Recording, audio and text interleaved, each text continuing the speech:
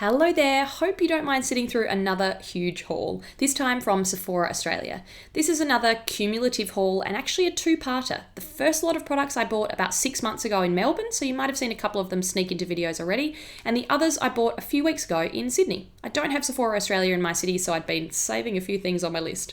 Something terrible just happens to me on holiday and all of the things that I don't actually need suddenly seem like a really good idea. Anyone else? Hope you don't mind these slightly delayed hauls. I prefer to do it this way so I can actually give you a bit of info about the products rather than just being like, I got this! What is it? I'm now doing no buy February and March to make up for all of my skincare and makeup sins. Let's get into it. First up, the Fenty Beauty Killawatt highlighter in Ginger Binge Moscow Mule. This was initially the only thing that appealed to me from this line, but as you'll see a few months later, I went back for more. It's a very pretty shimmery pink highlighter that I'd seen used as an eyeshadow and it looked great. I'll show you more in a Fenty Beauty review tomorrow. The Burberry face contour pen's got a mention in my Into the Gloss Top 25 video last week. A great easy contour if you're a bit scared of it or only want to do it in a subtle way. Having said that, this shade Dark is obviously not subtle on me, but I only use it as an eyeshadow. Blends beautifully and creates a really nice natural looking shadow in the crease. I'm a huge fan of Burberry lipsticks. I'll be doing a Burberry Beauty brand review soon actually. Some of you have requested it and I use a lot of their products. Their lip velvets are one of my favourites and this shade Dark Nude had completely snuck past me. Never heard of it, but it's exactly what I'm into at the moment. A rich brownie matte nude. Almost a bit of a brick tone to it too. A couple of bits from Becca now. Their Beach Tint in Watermelon was something I saw a makeup artist use on both cheeks and eyes and it looked so good. I'll try to find the photo and leave it linked below. I love how sheer and lightweight this formula is. I have my eye on the shade Fig now too. The Becca Jaclyn Hill Shimmering Skin Perfector Slimlight in Champagne Pop just rolls off the tongue, doesn't it? I love little highlighting pens like this to do my inner corners every morning to make me look more awake. It's a nice champagne gold shade. The Diorblush Colour and Light Stick in 001 Plum Shimmer might have been one of my favourite products of late last year. This featured in my travel makeup bag video for its multitasking abilities. Double-ended cream blush and highlighter. That plum shade might look too dark for me, but it blends out really nicely and people always ask what it is when I smudge a bit on as an eyeshadow too. Kat Von D. I'd heard a lot of good things about her tattoo liner and I need all the help I can get in that department. This has a tiny fine brush applicator which will be great for getting right in close to the lash line. Her Metal Crush eyeshadow in Raw Power featured in my red shadow video. I love how versatile this little thing is. Swipe once for an almost coppery toned subtle look or go nuts for the most shimmery, rich, dark red look all over the lid.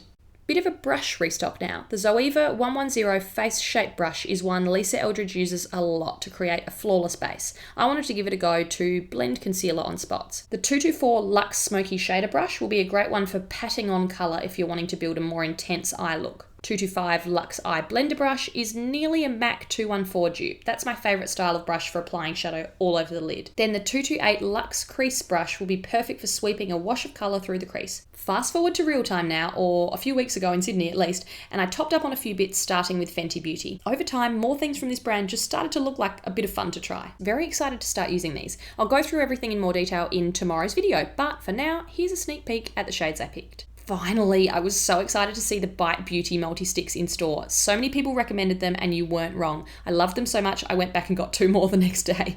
I grabbed Brioche, Cashew, Almond and Cerise and a proper review video will be coming soon. The Burberry Fresh Glow Highlighting Luminous pen in 01 Nude Radiance is my favourite highlighter. I bought the Becca Slimlight a few months ago because this one's always sold out, but I finally found another one. A really natural looking subtle glow. I kept hearing the Laura Mercier Caviar stick in Burnished Bronzed mentioned, maybe by Pixie Woo or Tanya Burr, so I wanted to give it a go. I'm a big believer in shadow sticks. I'll be doing a product pile video on them this year, and this smooth bronze with a hint of pink is a welcome addition to the gang. My first Tom Ford purchase, I actually went to the counter to look at their Shade and Illuminate duo and cream shadows and thought, no, you know what? I don't need this. It is crazy expensive. It's so fancy, I can't even open it.